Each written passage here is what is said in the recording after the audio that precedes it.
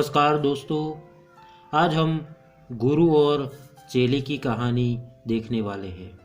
तो दोस्तों, राजस्थान राज्य के भरतपुर जिले में एक गांव है जगीना। मेरी ये कहानी इसी गांव से जुड़ी है। जगीना गांव में एक गुरुजी और उनका चेला भोला रहते थे।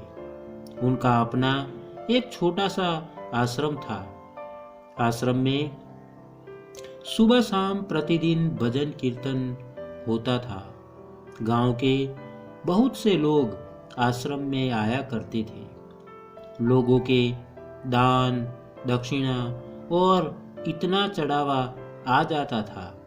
आश्रम में रहने वाले और आगंतुक दर्शनार्थियों का जीवन नियमित रूप से चल रहा था।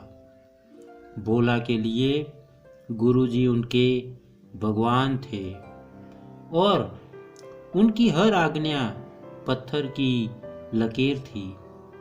वह एक आज्ञाकारी और मेहनती शिष्य था।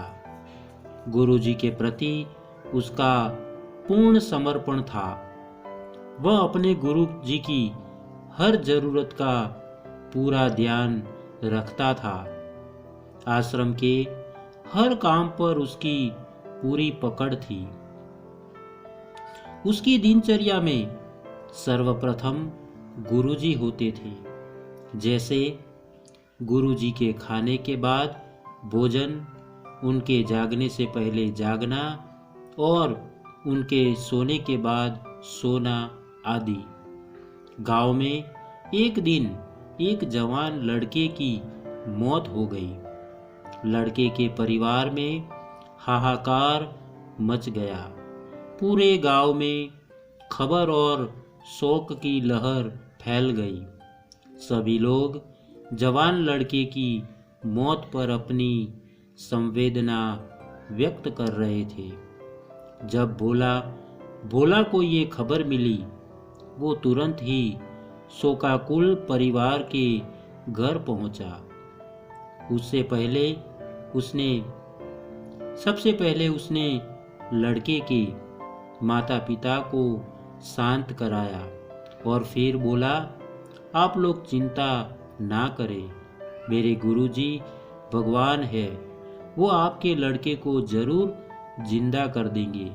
मेरे साथ आप लोग इसको अभी आश्रम लेकर चले। भोला के साथ माँ बाप और दूसरे लोगों ने मदद की और लड़के को आश्रम लेकर आए। सर्वप्रथम भोला ने अपने गुरुजी को प्रणाम किया, पूरी बात बताई और फिर उनके चरणों की रज लेकर लड़के के माथे पर लगाई। रज लगाते ही चमत्कार हो गया। कुछ सेकंड बाद लड़का उठकर बैठ गया।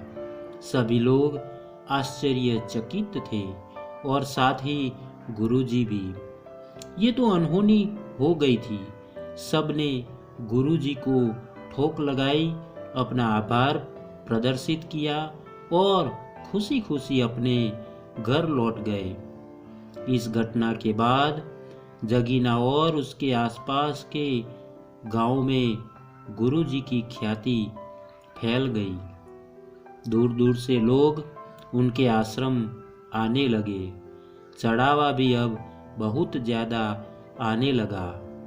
भोला अपनी दिनचर्या में पहले की तरह ही व्यस्त रहा, जैसे कुछ भी अप्रत्याशित ना घटा हो। लेकिन गुरुजी इसको पचा नहीं पाए। वो सोचने लगे कि वो तो अब सच में ही भगवान बन गए हैं। उनको अपने ऊपर घमंड हो गया। करीब 6 महीने बाद गांव में फिर एक घटना हुई। गांव में एक विधवा धोबन रहती थी। उसके एक 10 साल का लड़का था जो कि काम में उसकी मदद करता था। एक दिन वो लड़का मर गया।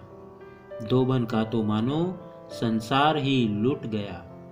उसका बुरा हाल देखकर उसके पड़ोसी ने कहा, इसको गुरुजी के पास लेकर चलो, वो जरूर तेरी मदद करेंगे। सबकी मदद से धोबन अपने पुत्र को लेकर गुरुजी के पास पहुंची। हाथ जोड़कर उसने अपनी व्यथा गुरुजी को बताई। गुरुजी बोले, तुम व्यर्थ ही चिंता कर रही हो, मैं इसको अभी जिंदा किए देता हूँ।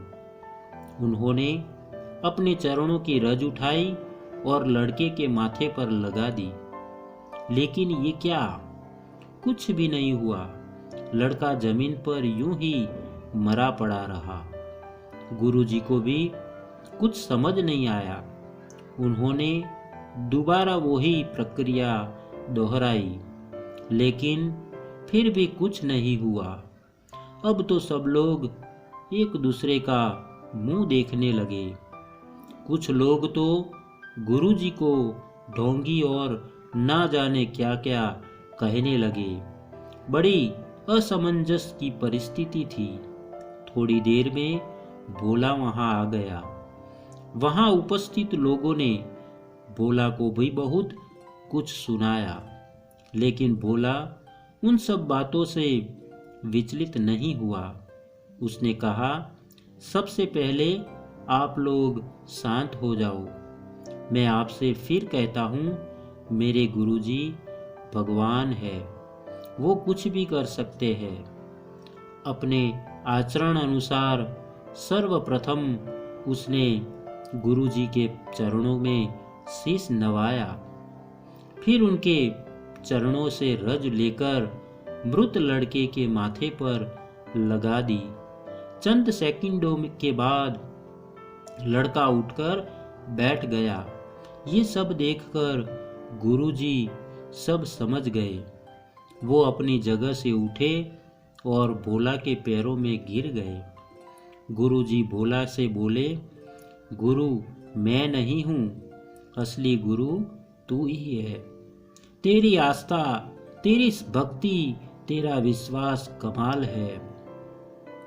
मैं तुझको प्रणाम करता हूँ। भोला बोला, गुरुजी आप ये क्या कर रहे हो? आपके बिना मैं कुछ भी नहीं हूँ। मैं तो सिर्फ अपना शिष्य धर्म निभा रहा हूँ। वहाँ उपस्थित सभी लोगों में खुशी की लहर दौड़ गई। सभी ने गुरुजी और भोला को प्रणाम किया, अपने किए की माफी मांगी और अपने अपने घर लौट गए। दूर कहीं से एक आवाज आई, गुरु गुड़ का गुड़ रहा, चेला शक्कर हो गया। दोस्तों, आशा करता हूँ कि आपको यह कहानी अच्छी लगी होगी। अगर आपको यह कहानी अच्छी लगी है तो दोस्तों एक लाइक और एक शेयर ज़रूर करना। चैनल को सब्सक्राइब करना मत भूलना। आपके प्यार को इसी तरह देते रहना, क्योंकि हम आपके लिए इसी तरह की अच्छी और मनपसंद कहानियाँ लाते रहे। धन्यवाद दोस्तों, धन्यवाद। फिर मिलेंगे एक और नई कहानी के साथ। तब तक के लिए आप सबको हमारा धन्यवाद। धन्यवाद। जय हिंद।